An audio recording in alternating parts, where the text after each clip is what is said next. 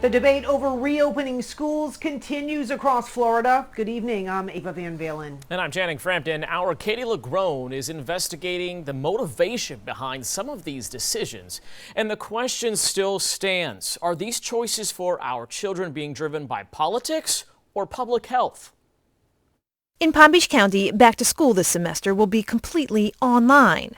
Broward School Superintendent plans to follow. And as of today, Miami-Dade schools are planning to reopen online only for at least the first 2 months. Certainly, you could read politics into anything. Dr. Susan McManus is a Tampa-based political analyst. The reality is, if you look at COVID-19 and where it is, the hot zone, and where it affects the most children, it's clearly in the South Florida school districts that have decided to go all online. Red zones for the pandemic, but predominantly blue zones during elections. It's women with children who are often the swing voters that tip an election in one way or another. Last month, Florida's Education Commissioner and former state Republican House Speaker Richard Corcoran signed an executive order mandating schools offer students in-person instruction 5 days a week. A few days later, President Trump issued a pressure-filled tweet that even threatened to pull federal funds from schools that don't open. Fear doesn't help us combat the virus. Governor DeSantis, who has long made the case for reopening brick-and-mortar schools, later addressed the state. The cost of keeping schools closed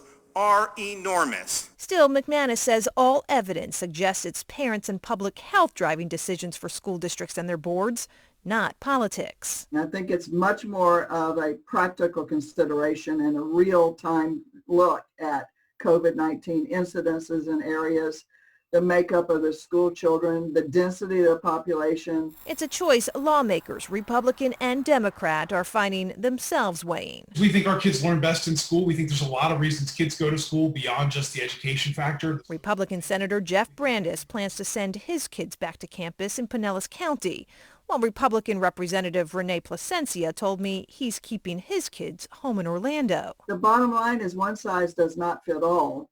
Whether you're a Democrat or Republican, there's not going to be that unanimity in what your decision is based on your party. And tonight, Hillsborough County, a racially diverse, densely populated county, also joins the short list of Florida school districts set to begin school this month virtually. Katie LaGrone, ABC 27, investigates. And a reminder, ABC 27 is keeping you on track with all of the school reopenings across the Big Bend and South Georgia. You can find this story right now at our homepage, WTXL.tv.